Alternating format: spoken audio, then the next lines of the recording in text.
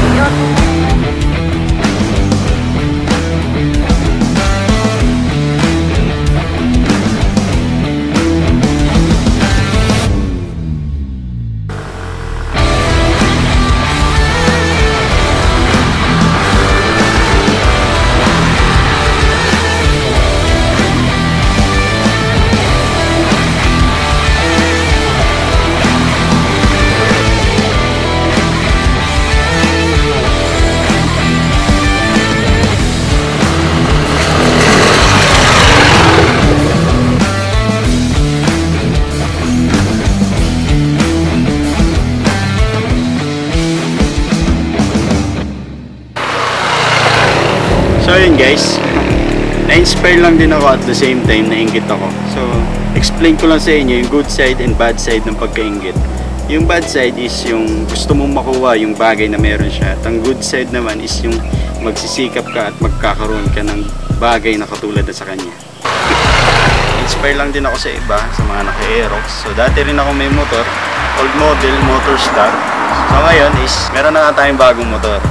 So na-inspire ako kay Katrupa, Motodeck. Kaya bumili kami na itong motor. Siya yung number 1 idol ko sa pagmamotovlog. So ngayon is meron na nga tayong katulad ng motor niya. Ito yung YAMAHA MIO AEROX 155. So okay naman siya. Yung looks niya, yung performance niya, saka yung lakas niya.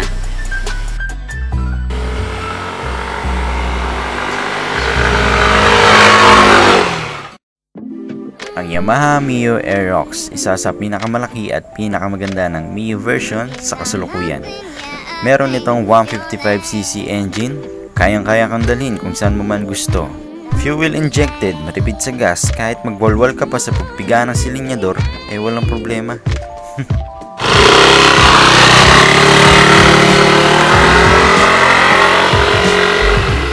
LED for the headlights, taillights, 4 bulbs for signal lights. Side mirror. Hindi naman siya ganun kalakihan, sakto lang para nakikita mo yung nasa kaliwa, kanan at likuran. Hindi na masama. Digital panel. Modern panel, okay na okay siya sa akin. Informative, kompleto, kitang-kita mo kung ilang kilometro na ang tinakbo mo. Ang isa pang kagandahan nitong AEROX is kapag sinide-stand mo siya, kusa nang mamamatay yung makina. In case of emergency, kung baka sumemplang ka, huwag naman sana. Kusa nang mamamatay yung engine o yung makina ng motor mo para hindi na matagdagan yung damage nito. Fuel tank, malaki at kayang-kayang mag-imbak ng 4.6 liters ng gas para di ka na pabalik-balik o pahinto-hinto sa gas station at dire-diretso lang ang biyahe. Walang problema. Coolant, binabawasan niya yung init, hindi lang ng makina mo, pati ng ulo mo dahil sa init ng araw, init ng kalsada, traffic at mga pasaway sa daan. At At ang pinaka nagustuhan ko dito sa Aerox is yung compartment niya na napakalaki at kayang-kayang dalhin buong katol at tropa mo dahil sa laki ng compartment ito. Astig, diba? Kasyang-kasya ang isang full face helmet at marami ka pang pwedeng isiksik like kapote, motor cover, gloves, jacket, etc.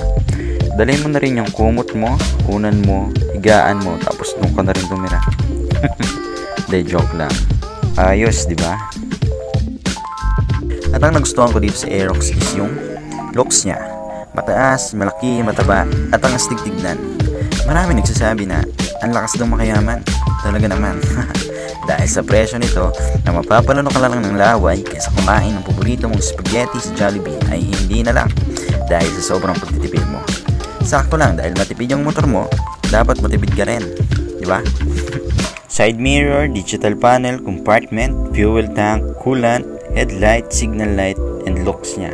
Yan lang naman yung mga nagustuhan ko dito sa Aerox. Kaya saan ka pa? E di Aerox na! So ayun na nga guys, sana naipaliwanag ko sa inyo ng maayos itong bago nating motor. So kung mapapansin nyo, nandito kami sa may mapunuan. So nandito kami ngayon sa Timberland at dito namin napili i-test tong motor. Okay naman dito at wala naman masyadong tao at wala naman masyadong sasakyan na dumadaan, kaya okay i-test tong motor na to. So sa akin, satisfied naman ako dito sa motor natin na bago. Okay na okay sa akin, hindi lang sa itsura kundi sa performance niya. So, hindi ko pa naman siya masyadong nagagamit, so makikita natin yan kapag nagmo-motovlog na tayo. So yun nga guys, dito na nga nagtatapos itong video natin. So maraming salamat po sa inyong panonood. Sana natawa kayo at naipaliwanag ko sa inyo na maayos itong bago nating motor. So maraming salamat po sa inyong panonood. Muli, Paul Leon. See you in my next video.